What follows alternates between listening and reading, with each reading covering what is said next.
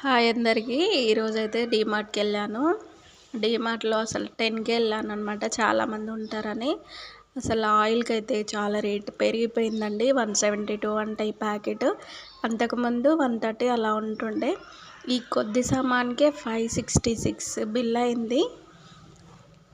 ఎవరో ఒకరైతే నీ వాయిస్ అస్సలు బాగోదు, ఎందుకు అవసరమా యూట్యూబ్లో వాయిస్ ఓవర్ ఇవ్వడం అవసరమా, నీకేమైనా వాయిస్ మంచిగా వస్తుంది అనుకుంటున్నామని కామెంట్ చేశారు. నా వాయిస్ నా ఇష్టం, ఎలాగైనా వస్తుంది. అలాంటి కామెంట్స్ చేసేటప్పుడు ఫస్ట్ మీ వాయిస్ ఎలా ఉందో ఫస్ట్ చూసుకోండి, తర్వాత ఇవతల వాళ్ళకి సజెషన్స్ ఇవ్వండి. ఈరోజైతే చికెన్ చేస్తున్నాను. చికెన్ విత్ గ్రేవీ చేస్తున్నాను. చాలా రోజులైంది మేము చికెన్ తినక. ఈ సమ్మర్లో 1 మంత్ తర్వాత తీసుకొచ్చుకున్నాము చికెను. ఇది మేము గ్రేవీతో చేద్దామని చేస్తున్నాను. చికెన్ అయితే చేసేస్తున్నాను, ప్రిపేర్ అయిపోయింది. అండ్ లాస్ట్కి అయితే ఇంకా బగారా రైస్ కోసం ఇవైతే ప్రిపేర్ చేసుకుంటున్నాను. ఇవి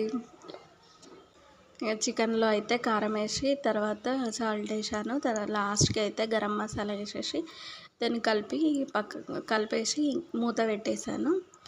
ఇందులో కర్రీ అవుతుంటే ఇక్కడ నుంచి బట్టలు నానబెట్టేశాను.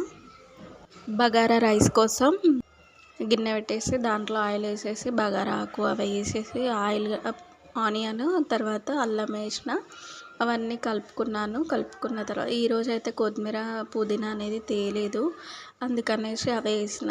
తర్వాత వాటర్ కూడా 2 గ్లాస్కి 3 గ్లాస్ వాటర్ వేసుకున్నాను. 2 గ్లాస్ బాస్మతి రైస్కి. అండ్ సాల్ట్ కూడా వేసి తర్వాత నీళ్ళు అనేవి మరిగిన తర్వాత దీంట్లోకి బాస్మతి రైస్ వేసినాను. తర్వాత ఇలా పట్టుకొని చూస్తే కొద్దిగా ఉడికినట్లు అనిపించగానే ఆఫ్ చేసేసుకోవాలి. అసలు టేస్ట్ అయితే సూపర్ అంటే సూపర్గా ఉంది. మీరు కూడా ఇలా ట్రై చేయండి. సలాడ్స్ అయితే కంపల్సరీగా ప్లేట్లో ఉండేలాగైతే చూసుకోండి.